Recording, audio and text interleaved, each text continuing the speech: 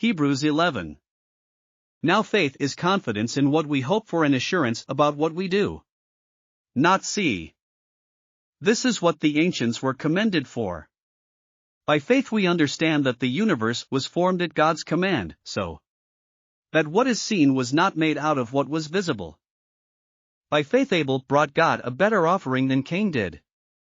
By faith he was commended as righteous, when God spoke well of his offerings. And by faith Abel still speaks, even though he is dead.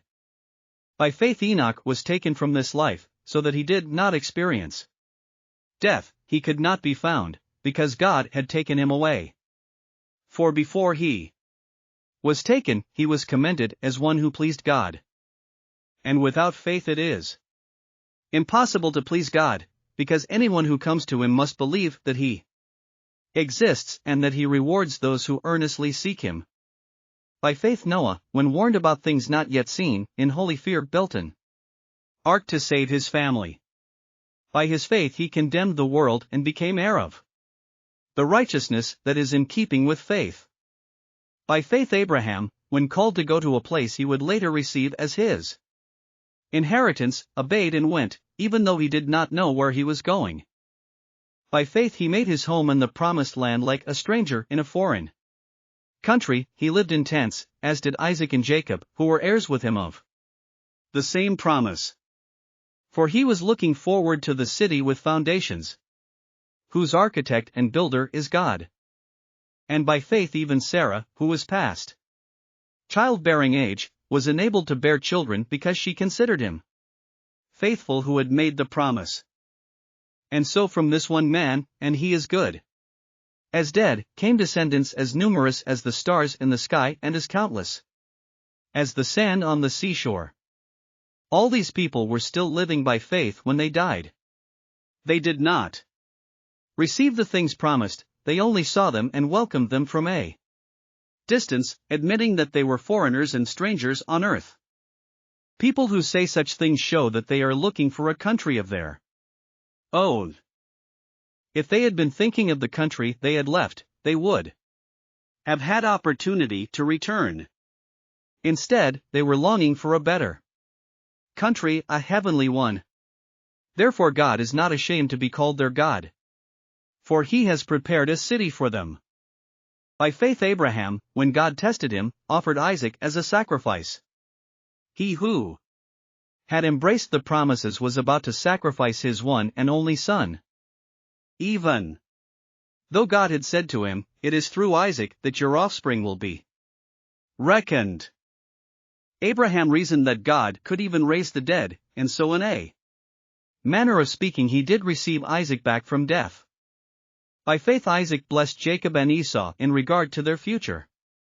By faith Jacob, when he was dying, blessed each of Joseph's sons, and worshipped as he leaned on the top of his staff.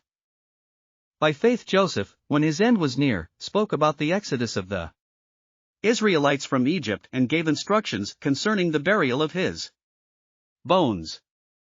By faith Moses' parents hid him for 3 months after he was born, because they saw he was no ordinary child, and they were not afraid of the king's edict. By faith Moses, when he had grown up, refused to be known as the son of Pharaoh's daughter. He chose to be mistreated along with the people of God, rather than to enjoy the fleeting pleasures of sin. He regarded disgrace for the sake of Christ as of greater value than the treasures of Egypt, because he was looking ahead to his reward. By faith he left Egypt, not fearing the king's anger. He persevered, because he saw him who was invisible. By faith he kept the Passover and the application of blood, so that the destroyer of the firstborn would not touch the firstborn of Israel. By faith the people passed through the Red Sea as on dry land, but when the Egyptians tried to do so, they were drowned. By faith the walls of Jericho fell, after the army had marched around them for 7 days. By faith the prostitute Rahab, because she welcomed the spies, was not killed with those who were disobedient. And what more shall I say? I do not have time to tell about Gideon, Barak, Samson and Jephthah, about David and Samuel and the prophets. Who through faith conquered kingdoms, administered justice, and gained what was promised.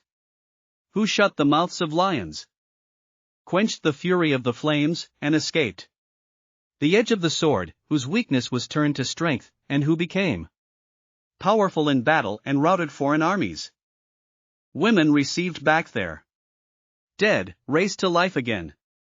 There were others who were tortured, refusing to be released so that they might gain an even better resurrection. Some faced jeers and flogging, and even chains and imprisonment. They were put to death by stoning, they were sawed in two, they were killed by the sword. They went about in sheepskins and goatskins, destitute, persecuted and mistreated. The world was not worthy of them. They wandered in deserts and mountains, living in caves and in holes in the ground.